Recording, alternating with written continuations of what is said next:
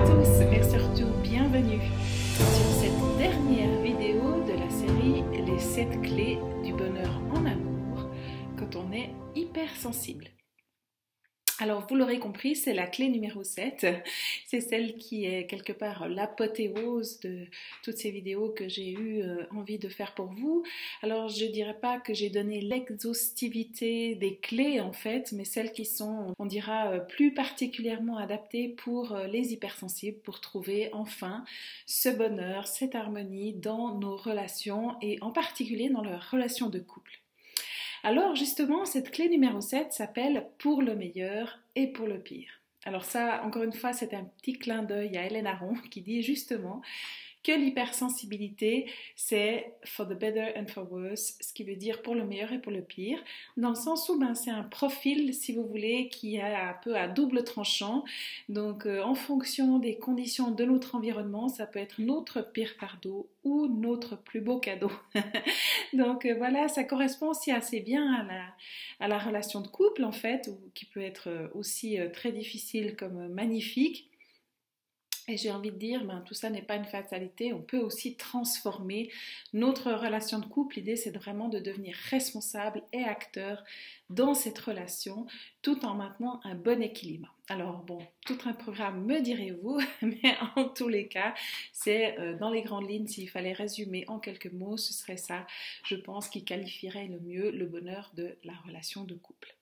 Alors, je m'appelle Anita Rossier, je suis hypnothérapeute et coach au sein du centre Annie-Zeln qui se trouve dans une petite ville de Suisse qui s'appelle Bulle et nous consultons aussi bien en présentiel que via des visioconférences. Je travaille avec mon conjoint Ricardo Rojas, qui est donc mon partenaire dans la vie comme au travail.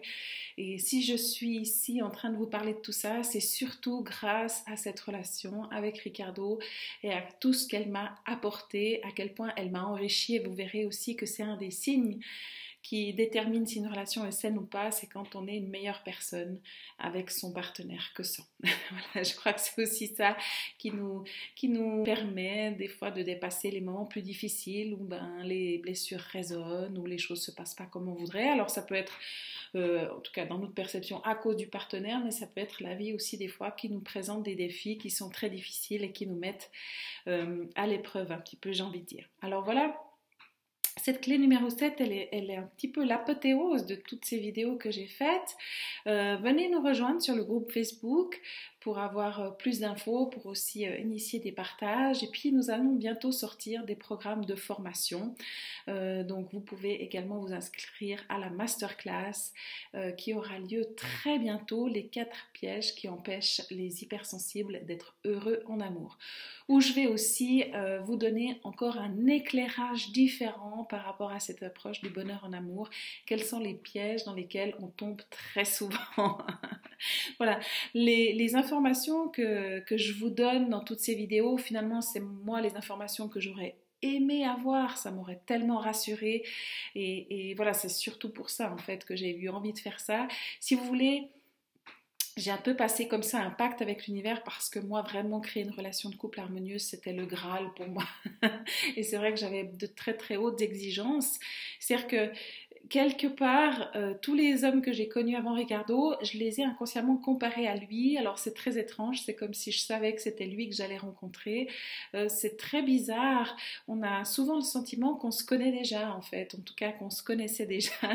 Et puis moi vraiment, j'avais à cœur justement aussi non seulement de créer un couple, mais de créer un partenariat dans le centre Annie-Zeln, parce que ma vie spirituelle et ma vie professionnelle et ma vie privées sont étroitement liées en fait, tout ça fait partie de mes passions et j'avais de la difficulté à envisager un couple dans lequel ces aspects-là de ma vie ne seraient pas pleinement partie prenante et j'ai vraiment eu la chance, alors je ne le savais pas forcément au début quand j'ai rencontré Ricardo, mais c'est vraiment une bénédiction aujourd'hui qu'on puisse travailler ensemble et qu'on puisse proposer des programmes aussi pour aider d'autres couples peut-être à trouver les clés qui leur permettent d'être aussi heureux que nous, en tout cas c'est ce qu'on vous souhaite. Alors moi, j'ai été très très très longtemps célibataire, c'est rare que j'ose dire combien d'années, d'ailleurs j'ai jamais vraiment compté, c'est pas que j'ai jamais été en couple, j'ai eu quelques relations, on va dire, qui ont vraiment compté pour moi et qui ont duré un certain temps. Mais ça m'a jamais vraiment épanouie. Comme je vous disais, il y avait toujours quelque chose qui clochait, en tout cas pour moi. Je me sentais pas bien et puis je me sentais surtout pas comprise. Et comme je suis une hypersensible qui a des réactions assez fortes quand je me sens pas comprise, ça part rapidement en cacahuète. Donc après, j'ai aussi intégré cette idée que moi, finalement, j'étais insupportable, j'étais beaucoup trop compliquée pour être en couple. Et vraiment, le fait d'être en couple avec un homme hypersensible et intelligent comme Ricardo, qui a vraiment aussi cette capacité très fine, très intuitive, en fait, de déceler ce qui se passe au-delà, ça m'a vraiment permis de guérir tous ces aspects en moi et de comprendre que justement dans une relation on est deux et puis que si on est avec un partenaire qui est dans une équipe avec nous à essayer de comprendre et d'évoluer avec vous, c'est vraiment magnifique et c'est vraiment ça que je vous souhaite. Après c'est vrai qu'il faut être prêt pour être dans une relation comme ça, il faut être dans la bonne énergie, il faut être avec la bonne maturité je dirais pour pouvoir justement prendre ses responsabilités quand c'est nécessaire, pour pouvoir poser ses limites aussi quand c'est nécessaire et pour pouvoir apporter ce dont la relation a besoin pour être bien entretenue, pour être saine. Alors moi j'ai fait des dizaines et des dizaines de stages, de formations, des années de thérapie. Indépendamment de tous ces éléments, ça n'a pas totalement débloqué les choses, mais on va dire que c'était un ensemble de connaissances que j'ai pu acquérir qui probablement aujourd'hui font que je vois la relation de couple de la façon dont je la vois aujourd'hui. Et puis, ce qui m'a aussi beaucoup aidé, c'est justement de comprendre le fonctionnement de l'autre. Et pour ceci, vous avez la clé numéro 5, raconte-moi ta planète. Alors, je vous invite vraiment à voir les clés précédentes si ça n'est pas encore fait. Je me suis demandé à l'époque où je me suis mise avec Ricardo parce que je voulais vraiment que ça marche. J'étais totalement tombée amoureuse. Je voulais absolument. D'ailleurs, je me souviens même que je m'étais dit, je préfère le garder comme ami. Je pouvais tellement pas m'imaginer de le perdre en fait, que je préférais qu'on soit simplement amis plutôt que de m'imaginer de vivre sans lui. C'était vraiment très très fort, très profond pour moi. Et quand on s'est mis ensemble, je pouvais absolument pas imaginer qu'on allait se séparer. Et pourtant, pas que, disons, j'avais un problème avec le fait d'être célibataire, parce que j'avais trouvé tout à fait mon équilibre là-dedans, mais c'est vraiment que lui comptait tout particulièrement. Et je sentais que cette relation était pour moi très importante. Et aujourd'hui, je comprends en fait, parce que quelque part, c'est devenu tellement un partenaire précieux pour moi dans mon développement, dans mon évolution, que je sais vraiment pas la femme que je serais aujourd'hui sans lui. Vraiment, je crois sincèrement qu'il fait de moi une femme meilleure et qu'il m'a beaucoup stimulée, beaucoup éclairée, qu'il m'a vraiment permis aussi de révéler tout un tas d'aspects de moi. Et non des moindres, il m'a permis de devenir maman, en fait. En étant le papa de mon fils, il a fait aussi de moi une maman. Et ça, vraiment, je lui en suis profondément reconnaissante. Je me demandais justement, qu'est-ce qui fait qu'un couple fonctionne, parce que j'avais vraiment à cœur de faire tout ce qui était en mon pouvoir pour que ça fonctionne. Et puis,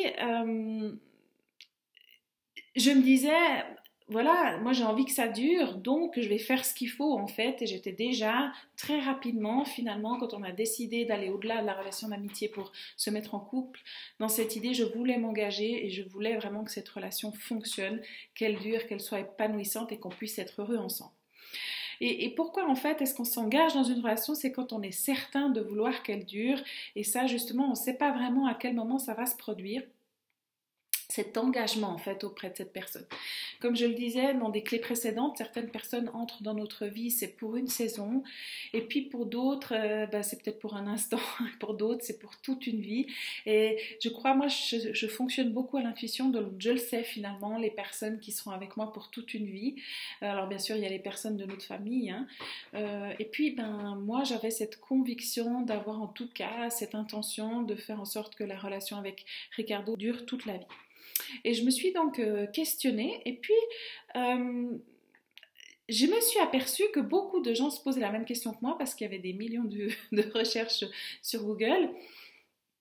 Et puis, je me suis dit, bon, ben, ça veut dire que, en fait, c'est pas si simple que ça non plus. C'est-à-dire que moi, je me disais, je regardais d'autres couples qui avaient l'air de fonctionner. Moi, ça fonctionnait pas. Je me disais parce que j'étais vraiment incompétente ou trop compliquée, encore une fois. Mais en fait, de faire durer un couple toute une vie, c'est pas simple. Ça demande beaucoup d'investissement et beaucoup d'engagement. Et c'est d'ailleurs une des clés très importantes qui va faire qu'une relation pourra durer ou pas. C'est cette engagement. C'est pas obligatoirement le mariage, mais il s'avère que le fait d'être marié, c'est quand même un gage aussi de sécurité pour le couple. Et les couples mariés durent plus longtemps que les couples qui ne sont pas mariés, sachant que c'est en aucun cas une assurance, hein, parce qu'il y a beaucoup de divorces qui ont lieu aujourd'hui, en particulier dans les milieux, dans les villes en fait. Ça, je continue de penser que c'est aussi une bonne chose que la société aujourd'hui permette d'avoir accès au divorce. Pourquoi? Déjà parce que mes parents sont divorcés et que je me souviens que c'était très compliqué pour eux, pour nous, en tant qu'enfants. Et je crois vraiment que c'était nécessaire pour leur sécurité à un moment donné qu'ils divorcent. Je crois que les femmes, surtout, ont gagné ce droit de haute lutte et c'est certainement pas maintenant l'idée de dire que divorcer c'est mal, qu'il faut tout supporter. Encore une fois, c'est une question d'équilibre. Je crois que dans une relation, il y a des bons moments et des mauvais moments, mais il y a vraiment des limites qu'on ne doit jamais dépasser et quand elles sont dépassées, c'est important de prendre des actions et de prendre un pas de recul. Il faut absolument que quelque chose change dans la dynamique parce que si on en vient là, c'est qu'il y a quelque chose vraiment de toxique qui s'est insufflé dans la dynamique du couple et il faut à tous les moyens sortir de là. Donc encore une fois, j'ai appelé cette vidéo pour le meilleur et pour le pire, mais toute proportion gardée, c'était vraiment important pour moi de préciser ce point. D'ailleurs moi, je ne me suis jamais mariée par le passé parce que je savais très bien en fait que ça pourrait pas durer et finalement je voulais pas avoir à divorcer mais des fois voilà on est toujours plus intelligent après, on espère le meilleur quand on se marie et puis des fois ça se passe pas comme on a prévu, chacun évolue et on peut voilà, encore une fois, certains mariages sont pas faits pour durer. Je trouve que c'est très bien qu'on soit plus, surtout les femmes, en plus obligées de supporter tout à fait n'importe quoi dans une vie de couple. Ce que je veux dire aussi, c'est que finalement, surtout les hommes ont peur de l'engagement, mais ce que je crois fondamentalement et ce que j'ai découvert, c'est que les femmes, autant que les hommes, ont peur de s'engager. Elles croient qu'elles s'engagent parce qu'elles ont envie de se marier, elles ont envie que leur homme s'engage, mais c'est surtout parce qu'elles veulent être en sécurité. Elles attendent que cette sécurité-là vienne de l'homme. Donc elles ne s'engagent pas quelque part pour les bons et les mauvais moments, souvent. Elles s'engagent parce qu'elles veulent tirer quelque chose inconsciemment de cette relation, c'est-à-dire la sécurité. Et puis, Ricardo me disait qu'il a rencontré beaucoup de femmes, en fait, qui se mettent avec des hommes parce qu'elles veulent des enfants. Donc en fait, elles cherchent un papa plus qu'un partenaire. Et ça, c'est évidemment les hommes apprécient pas en fait d'être vus comme des géniteurs. Et moi, je me souviens que ça m'est aussi arrivé à moi que en tout cas 2 fois que j'ai senti que mon partenaire voulait des enfants et que finalement, si ça avait été moi ou une autre, peu importait. Donc vraiment, je crois que quand on veut s'engager, c'est pas l'engagement du mariage, de la robe de princesse et tout ça, même si honnêtement je dois dire qu'en tout cas plus jeune c'est vraiment ce qui m'intéressait. J'étais très fleur bleue comme ça, depuis toute petite je dessinais des robes de mariée, mais on s'engage pour soutenir son partenaire dans un chemin d'évolution. On s'engage à se soutenir, on s'engage à aller au-delà, on s'engage aussi à se libérer de certaines de nos attentes pour aller vraiment dans l'amour véritable et c'est ça vraiment fondamentalement l'engagement. On s'engage à rester ensemble coûte que coûte, de faire équipe, coûte que coûte, et je dis bien de faire équipe. Donc on n'est pas en train de tirer sur une corde chacun de son côté, on fait équipe, on avance ensemble dans la même direction et puis on sait qu'on va rencontrer des obstacles parce que la vie est ainsi faite et puis on s'engage en fait à faire tout ce qu'on pourra conjointement et individuellement pour faire en sorte que cette équipe arrive et passe la ligne d'arrivée et soit vainqueur de cette aventure qu'elles sont en train de vivre ensemble. Donc c'est pas, voilà, souvent j'entends des femmes dire oui, bien sûr, j'étais pas bien et tout ça, donc lui, voilà, il était avec moi parce qu'il me trouvait drôle, et puis quand je suis tombée malade, en dépression, ben, il m'a quittée, ou j'ai eu le cancer aussi. Parallèlement pour les hommes, en fait, souvent, ben, ils ont le sentiment qu'on est avec eux pour les mauvaises raisons, en fait, et puis que souvent les femmes, elles veulent juste trouver quelqu'un, trouver un papa, trouver un géniteur, et puis peu importe qui c'est, et ça c'est très très très désagréable. Et puis justement, c'est pas juste pour les bons moments, parce qu'au début, heureusement, ça commence par des bons moments, en tout cas c'est ce qu'on souhaite, on va au restaurant, c'est génial, on apprend à se connaître, on place cette complicité, on rit, l'autre est merveilleux, on a des petites étoiles dans les yeux, il est parfait, il a aucun défaut. Et puis après, on se rend compte que si on veut que la relation dure, ben à un moment donné, forcément, on va découvrir que l'autre n'a pas que des qualités, qu'on a tous les qualités de nos défauts. Et puis, ben voilà, il y a une crise à passer. On sait que dans les couples, il y a souvent plusieurs crises comme ça. Et je crois vraiment que les couples qui durent avant tout, c'est ceux qui savent négocier ces virages-là. Alors encore une fois, donc je parle des conflits par exemple dans la clé numéro 4. L'idée c'est pas non plus de se lancer des assiettes à la figure. Encore une fois, je crois qu'il y a certaines limites qu'on doit s'engager à jamais dépasser. Mais en tous les cas, on espère qu'il y a le plus de bons moments possibles, mais de sentir qu'il y a quelqu'un à nos côtés pour nous soutenir, même quand c'est difficile, pour nous dire peut-être des vérités qu'on n'a pas envie d'entendre, pour nous ouvrir les yeux, pour nous soutenir, pour nous aider en fait à voir les choses autrement, pour nous aider à évoluer, et puis aussi bien évidemment pour profiter des bons moments, pour avoir des moments d'affection. Tout ça, ça fait que en fait c'est un équilibre où on va faire en sorte que la relation sera nourrie. Et puis j'ai remarqué aussi que c'était parfois dans les moments les plus difficiles que la relation vraiment se solidifie. C'est-à-dire qu'au début la relation se met en place dans des moments, on rit, on va au resto, etc. À un moment donné, peut-être il y a des difficultés qui arrivent dans le couple, et quand ces difficultés-là sont là, de savoir qu'on peut les dépasser, qu'on peut les traverser, ça vraiment, ça crée un lien très solide. Parce qu'ensuite, aujourd'hui par exemple, je me dis, qu'est-ce qui pourrait arriver qui ferait que Ricardo et moi, on ne s'en sortirait pas en fait. On a eu un enfant ensemble, ça n'a de l'ordre pas été simple, on était réveillés au milieu de la nuit, on a eu des problématiques diverses et variées à surmonter, et puis voilà, on s'est tenu les coudes. On s'est bien sûr disputé parfois, mais on a toujours appris de tout ça, et on a vraiment grandi et solidifié notre relation à tel point qu'aujourd'hui on sait qu'on est fort en fait, qu'on fait équipe, et ça vraiment c'est extrêmement crucial, et je crois que c'est vraiment ça, s'engager, et c'est pas forcément, je veux dire, un acte symbolique. Obligatoirement, le symbolisme, le rituel fait partie de tout cela, mais ça n'est j'ai envie de dire, ça n'est qu'une célébration de ce qui est déjà en place en fait. On ne commence pas à s'engager au moment où on se marie. On est engagé, on fait le choix ensemble de le ritualiser. En tout cas, c'est la façon dont moi je vois les choses. Et justement, on s'engage. C'est pour ça aussi que dans les vœux de mariage à l'époque, je ne sais pas si ça se fait encore aujourd'hui, on disait qu'on s'engageait dans la santé comme dans la maladie. Parce que voilà, on se met ensemble pour toute une vie, on sait qu'on va vieillir. Et puis à un moment donné, voilà, on ne sait pas ce que la personne va devenir, elle va peut-être changer et tout ça. Ce qui fait peur, c'est justement ça, c'est quand on ne sait pas négocier ces mauvais moments, c'est quand on a de la difficulté à traverser ces émotions-là, et quand on garde justement tout ça sur le cœur, c'est ça en fait qui est douloureux. Et c'est important justement d'apprendre à traverser ça, à communiquer, c'est une des clés extrêmement importantes, et à individuellement aussi accueillir son émotionnel pour qu'en fait on puisse utiliser aussi ces situations qui sont difficiles comme quelque chose qui soude le couple. Ce qui fait peur de s'engager, c'est aussi, moi par exemple j'ai été longtemps célibataire, alors il y avait des côtés douloureux, mais il y avait aussi cette liberté en fait.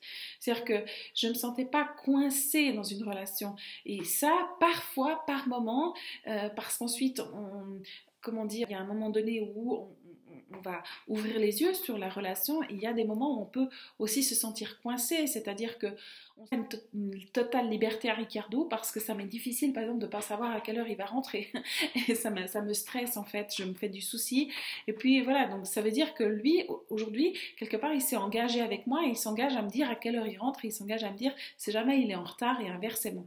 Alors vous me direz c'est un détail, c'est anecdotique, mais parce qu'on souhaite en fait entretenir cette relation, on a des engagements et on a des responsabilités par rapport à l'autre personne et aussi à son bien-être. Je ne dis pas qu'on est responsable du bien-être de l'autre, mais on est responsable de mettre ce qu'il faut dans la relation pour qu'elle soit épanouissante pour chacun d'entre nous. Ce qui est aussi intéressant de constater, c'est qu'au niveau de l'engagement, les femmes fonctionnent assez différemment. C'est-à-dire qu'elles y vont par étapes parce que justement, elles sont un peu dans cette idée qu'elles veulent que l'homme s'engage et puis elles vont attendre ça, cet engagement de l'homme, parce que ça va les sécuriser. À l'inverse, souvent, elles ne s'engagent pas forcément à prendre l'homme comme il est. Donc, c'est aussi ça que j'ai essayé d'expliquer. Je ne dis pas que c'est le cas pour toutes les femmes, mais en tout cas, c'est ce que j'ai pu observer. Du coup, alors il y a le premier rendez-vous, ensuite il y a le premier baiser, ensuite elles s'attendent un certain temps, puis elles vont accepter d'avoir une relation sexuelle, et puis après, elles vont s'attendre à ce qu'on passe un week-end en amoureux, peut-être des vacances en amoureux, et puis elles vont voir ça comme une preuve finalement de l'engagement graduel de l'homme. Ensuite, on va rencontrer les amis, on va rencontrer la famille, et puis à chaque fois, elles ont le sentiment qu'il y a de plus en plus d'engagement, et c'est peut-être vrai pour elles en fait. Elles vont fonctionner comme ça, mais en même temps, encore une fois, elles ne s'engagent pas totalement inconditionnellement, et puis à un moment donné, si l'homme ne correspond pas forcément à ses attentes, rapidement aussi, elles vont se désengager tout à coup, elles vont commencer à douter, se dire est-ce que c'est le bon, est-ce que voilà, et puis même quand elles sont mariées, moi je connais des femmes, en fait j'en ai connu par exemple au travail, qui ont passé leur vie franchement maritale, souvent ils sont encore mariés, hein, mais à se plaindre de leur mari. Voilà, il y a toujours un truc qui va pas, c'est toujours toute sa faute. Et puis en fait, voilà, quelque part elles sont en permanence en train de douter, donc elles se sont jamais vraiment engagées. Les hommes, eux, souvent attendent parce qu'ils éprouvent la relation avant de s'engager. Ils ne veulent pas forcément s'engager sans savoir. Et pour ça, je trouve qu'ils sont beaucoup plus sages que nous. Ils ont aussi besoin de sécurité parce qu'encore une fois, ils sont meilleurs à, je dirais, pour prendre soin de leurs propres besoins. Ils sont souvent plus autonomes, plus indépendants. C'est aussi parfois ça qu'on leur reproche. Mais en tous les cas, c'est une force vraiment qu'ils ont. Et du coup, ils vont s'engager quand ils sont sûrs, quand ils sont prêts. C'est-à-dire, ils vont éprouver la relation, ils vont essayer de vous connaître, et une fois qu'ils sentent que c'est le bon moment, ils s'engagent, et après, ils sont plutôt chercheurs de solutions. C'est-à-dire, s'il y a un problème, ils vont vouloir le résoudre, parce que ça c'est leur job. Ils aiment ça, ils aiment résoudre des problèmes. Ils sont orientés solutions, on dit ça dans le milieu de l'entreprise. Mais ils ne vont pas chaque fois remettre en cause en fait le couple. D'ailleurs, souvent quand il y a une séparation, ce que j'ai pu observer, c'est que c'est la femme, elle hésite longtemps, elle doute longtemps, puis un jour elle décide que c'est pas lui, elles se sont trompées, elles se sont engagées, puis souvent lui du coup, il a fait un truc qu'il fallait pas, ou il a pas fait assez, enfin, et puis elle décide qu'elle se désengage en fait. Les hommes fonctionnent beaucoup moins comme ça, et souvent c'est pas eux qui mettent un terme au mariage ou à la relation. Ils vont peut-être même d'ailleurs choisir de tromper leur femme plutôt que de rompre le mariage, parce que quand ils s'engagent, ils ne reviennent pas facilement en arrière. Encore une fois, il ne faut pas avoir là une vérité pour tout le monde, hein. Je vous dis là, c'est des grandes généralités. Donc justement, qu'est-ce qui va permettre aussi qu'on ose en fait s'engager, qu'on ose aller là, c'est vraiment de savoir qu'on a des outils, des clés en fait pour communiquer, pour partager, et puis souvent ça va aussi être plus facile pour la femme de communiquer. D'ailleurs elle communique beaucoup, pas toujours de la bonne façon, en tout cas on leur reproche souvent de parler, sauf à moi je parle peu, mais bon, souvent c'est plutôt l'inverse qu'on me reproche, mais en tous les cas, souvent, elles aiment parler, elles aiment partager, mais après, je trouve que c'est pas toujours très authentique. Elles vont beaucoup parler, mais elles vont pas obligatoirement se montrer vulnérables. Et puis, c'est ça aussi qui crée un peu le problème, c'est que je peux énormément parler, mais pas forcément communiquer. L'homme, à l'inverse, lui, il va justement, comme j'ai expliqué dans la clé numéro 5, hein, protéger son cœur, parce que pour lui, c'est vraiment son trésor, mais aussi sa fragilité. Donc, il va pas communiquer facilement. Donc, ça va être à nous de créer un espace où il se sent en sécurité pour s'exprimer.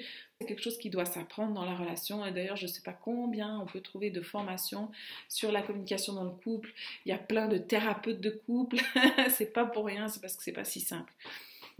En particulier quand il y a de l'émotionnel qui est en jeu, souvent on est brouillé par nos émotions et puis ça devient très compliqué pour soi-même déjà de comprendre ce qui se passe. Donc notre communication interne est souvent mise au défi, alors après de communiquer avec une autre personne c'est d'autant plus compliqué. Alors, justement, qu'est-ce qui permet aussi de s'engager? C'est sa propre sécurité intérieure. C'est-à-dire, je peux m'engager pour le meilleur et pour le pire que si je sais que moi, je suis bien ancrée et je ne vais pas chercher ma sécurité chez l'autre, en fait. Donc, je peux chercher ma sécurité dans l'univers, dans Dieu, peu importe, mais c'est pas à l'autre de me donner ça. Et ça, vraiment, quand on a des attentes de ce type-là dans le couple, souvent, c'est très compliqué. Soit les personnes se séparent au bout d'un moment, soit c'est dysfonctionnel en fait. Donc vraiment, moi je crois aussi que pour pouvoir s'engager en toute sécurité, on doit se sentir en sécurité déjà avec soi, sentir qu'on a les compétences, qu'on sait se défendre, et puis comme ça, je veux dire, on peut vraiment aussi librement s'abandonner dans la relation, sachant qu'on ne va pas s'effondrer si jamais il y a quoi que ce soit. Et ça permet justement quand on connaît bien ses limites, en fait, on se sent beaucoup plus en sécurité. Justement, les hommes, quand ils sont émus, ou quand c'est difficile pour eux émotionnellement, ils ont un peu tendance à se retirer dans leur caverne. Et ça, c'est validé par juste Paul de Vendre dans Les hommes viennent de Mars, les femmes de Vénus. Donc, ils vont souvent pas communiquer ou prendre un peu de recul, ça leur est nécessaire pour gérer leur émotionnel. Et nous, souvent, les femmes, on panique complet dans ces moments-là, parce que, voilà, on déteste en fait avoir cette sensation qui s'en va, qui nous quitte, on se sent abandonné. Et souvent, c'est pas ça en fait. L'homme prend simplement le temps qu'il a besoin pour lui en fait, pour faire son écologie interne. Et comme ils sont souvent plus individualistes, ils ont besoin aussi de plus de temps pour eux, j'ai envie de dire. Et ça, c'est parfois difficile à prendre pour nous les femmes. Bon, moi, c'est vrai que j'aime beaucoup aussi mes moments de solitude, mais j'ai appris en fait à profiter de ces moments-là, à jouir de ces moments-là, à me ressourcer dans ces moments-là. Donc ça permet justement d'être en sécurité avec soi. Quand on est engagé en fait, quand on sait qu'on a les outils, qu'on va surmonter ça, on peut simplement se retirer chacun le temps qu'on a besoin pour faire notre écologie interne, pour gérer nos émotions, et ça permet aussi de ne pas rajouter de l'huile sur le feu parce que sinon, ben justement, on met nos insécurités par-dessus en fait les choses qui sont déjà difficiles et qu'on a à traverser. Et ça, souvent, au bout d'un moment, quand il y a trop de pression, quand les gens doivent trop s'adapter, quand les gens doivent aller trop contre leur nature profonde, à un moment donné, quand il y a trop d'émotionnel, il y a trop de peur, je veux dire, ça ne peut pas durer. À un moment donné, ça va lâcher parce que quelque part, ce lien, justement, il est peut-être soudé, mais pas suffisamment fortement. Il n'y a pas suffisamment de santé dans la relation et le lien devient fragile et puis peut rompre à un moment donné. Alors, comment je sais que je suis dans une relation saine? Donc là, j'ai trouvé, par exemple, sur Internet, les 10 piliers des relations saines et j'ai beaucoup aimé ce qui se disait. Et la première, c'est vous pouvez être vous-même. Et c'est d'ailleurs la première clé que j'avais sortie, soyez vous-même, tous les autres sont déjà pris, ce qui n'est pas si simple pour des hypersensibles qui ont souvent l'habitude de s'adapter, de porter un masque et de penser en fait que leur hypersensibilité est le problème dans le couple. Et ça, vraiment, dans la masterclass, inscrivez-vous, je vous invite. C'est vraiment un aspect aussi que je vais mentionner. C'est-à-dire que ce masque, en fait, qu'on porte d'abord vis-à-vis de soi-même, c'est ça aussi souvent l'immense piège. On entre dans cette relation avec ce masque et ensuite on ne peut plus l'enlever. Vous êtes les meilleurs amis. Voilà, c'est-à-dire que c'est votre conjoint, c'est aussi votre confident. Et ça, vraiment, c'est d'excellente base parce que je sais que je peux partager, je sais que je serai soutenue inconditionnellement. Et ça ne veut pas dire qu'on n'a pas de relation sexuelle, au contraire, mais ça veut dire qu'on a aussi de l'amitié, en fait. Ça vient simplement enrichir la relation. Vous vous sentez à l'aise et proche, ça c'est vraiment le lien émotionnel, hein, donc je me sens proche, même dans le silence en fait, on sent en fait quand il y a de la distance avec quelqu'un ou quand on se sent proche de quelqu'un, c'est même pas en fait, j'ai envie de dire géographique, c'est pas forcément qu'il est proche physiquement, mais il est proche là dans votre cœur. On dit aussi vous êtes plus semblable que différent. Évidemment, je veux dire, s'il y a trop de différences entre deux partenaires, c'est très compliqué d'avancer parce qu'il faut tout négocier, il faut tout... Voilà, et puis en général, ça coince à un moment donné. Ça, j'en parle aussi dans la clé numéro 5, c'est-à-dire que on ne peut pas s'attendre à ce que notre partenaire soit total, semi-identique, c'est peut-être même pas forcément bien pour la dynamique de la relation parce qu'elle manque peut-être un petit peu de mouvement comme ça, mais s'il y a trop de différences, on n'arrive pas à se comprendre et puis on n'arrive pas à trouver un équilibre en tant que couple. Vous vous sentez comme une équipe, ça c'est aussi ce que je vous ai dit, et ça se crée aussi dans l'épreuve, hein. On n'est pas juste une équipe dans les bons moments, on n'apprécie pas simplement d'aller voir un film au ciné, mais on est une équipe pour se soutenir, pour se souder, on tire dans la même direction, à la même corde. vous faites de l'autre une meilleure personne. Alors je sais pas, peut-être Ricardo serait mieux placé que moi pour dire si je fais de lui une meilleure personne, mais ce qui est certain, c'est que l'inverse est vrai, c'est que je crois vraiment que grâce à lui, je suis devenue une meilleure personne et je crois qu'en fait son regard sur moi, ça m'aide beaucoup à avancer. C'est pas toujours facile à entendre, mais ce qui est sûr, c'est que c'est bénéfique pour moi, pour mon évolution.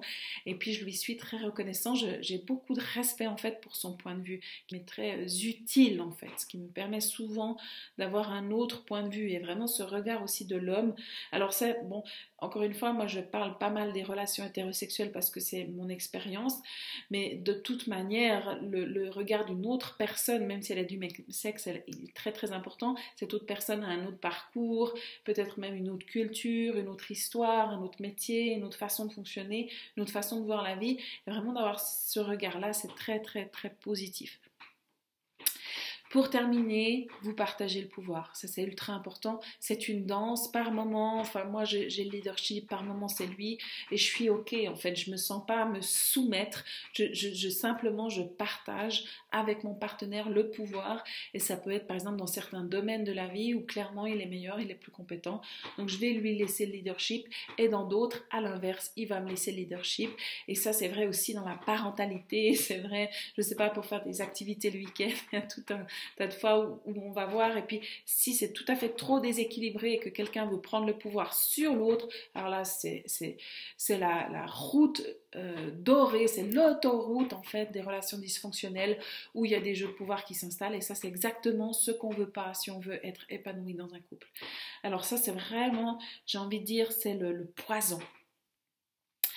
C'est important aussi de s'approprier son propre pouvoir personnel, d'être à l'aise avec son propre pouvoir personnel pour avoir envie et oser le partager. Si moi je ne me sens pas à l'aise avec ça, je ne vais pas oser prendre le leadership par moment, et puis du coup mon conjoint ou ma conjointe sera obligée de prendre le pouvoir tout le temps, puis on entre dans ces jeux de déséquilibre. À l'inverse, si je veux tout le temps avoir le pouvoir et que je suis tout le temps obligée de tout décider, et puis que je me sens tout de suite envahie dès que quelqu'un essaie de prendre le leadership à ma place, là aussi de nouveau, on est coincé quelque part. Donc ça, partager le pouvoir, c'est vraiment ultra important, et ça parle aussi de cette clé justement numéro 6, de l'équilibre.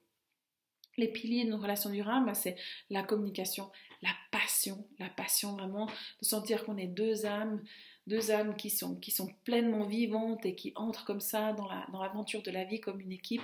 C'est aussi pour avoir des projets communs. Ça, c'est très important. Je crois qu'un couple qui n'a pas de projet ou qui n'a plus de projet, en général, il ne va pas durer, en fait. À moins qu'on soit vraiment dans une relation de convenance. Mais là, de nouveau, je ne crois pas que ça puisse être épanouissant. C'est pour ça que les couples qui se mettent ensemble pour fonder une famille, c'est magnifique, c'est un très très beau projet. Sauf que si c'est leur seul projet, le jour où les enfants sont grands, et peut-être même avant, ça devient très compliqué. Alors que de partager, j'ai envie de dire, des projets communs, des missions même communes, des aspirations communes, ça c'est vraiment quelque chose qui soude et qui fait qu'on, justement, on sait quoi regarder quand on regarde dans la même direction. Et puis dans les moments où on va douter, ça permet d'être une équipe et puis de se soutenir aussi dans ces moments-là. Et un ingrédient ultra important, c'est la confiance. Je crois que c'est pas possible d'aimer sans confiance. Je crois que sinon on est tout le temps dans la peur, dans la sécurité, et ça prend toute la place, ça devient de plus en plus envahissant. Et puis ça devient très rapidement dysfonctionnel. Et je crois que pour faire confiance à l'autre, il faut le connaître. C'est quelque chose qui se construit en fait, aussi dans les mauvais moments, je dirais même presque surtout dans les mauvais moments. Et il faut pouvoir se faire confiance à soi, parce que tout part de là, justement, de cette sécurité intérieure. Et puis la dernière, donc là j'ai parlé de la communication, de la passion, des projets communs, de la confiance. Et encore un dernier aspect qui est l'objectif de cette dernière clé aujourd'hui, l'engagement. L'engagement autant sur le plan émotionnel que sexuel, que financier, que familial, que créatif, etc. C'est-à-dire que si je veux vraiment que ma relation soit épanouissante, je vais engager en fait. Aussi parce que j'y crois et parce que le fait de s'engager, en fait, ça permet aussi de créer ce lien et j'ai envie de dire, de pérenniser vraiment ce lien. Alors après, évidemment, de nouveau, les femmes ont gagné de haute lutte le droit d'avoir un compte bancaire, en tout cas en Suisse, je me souviens que, ça n'a pas été simple, donc c'est pas le but de reculer, mais c'est vraiment de choisir. Je choisis, en fait, que je m'engage sur tous ces plans-là, et ça veut dire que, quelque part, Je vais soutenir l'autre quand il en aura besoin et moi je serai aussi soutenue quand j'en aurai besoin. C'est vraiment, les gains sont partagés, c'est win-win, j'ai envie de dire. J'espère vraiment que ces différentes clés, que ces 7 clés que j'ai partagées dans ces vidéos-là, ça vous aura apporté des réponses, ça vous aura permis de cheminer peut-être dans votre réflexion intérieure, et puis le Graal pour moi ce serait que ça vous ait permis d'améliorer votre relation de couple, ou en tout cas d'avoir le sentiment que vous pouvez entrer dans la prochaine relation avec plus de confiance, avec plus de sérénité et avec plus de sagesse. Et c'est vraiment ce que je vous souhaite, c'est vraiment ultra important, tous ces aspects-là, pour être épanoui aussi sur le plan individuel, de se sentir nourri dans ces relations, en particulier quand on est hypersensible. Alors encore une fois, je vous en prie, partagez cette vidéo si elle vous a plu, si vous pensez qu'elle peut être utile pour quelqu'un, venez nous rejoindre dans le groupe Facebook et surtout, ne manquez pas la masterclass qui va avoir lieu très prochainement. Je vous mets le lien d'inscription juste en bas de la vidéo. Voilà les 4 pièges qui empêchent les hypersensibles d'être heureux en amour. Et bien justement, avec tout mon amour,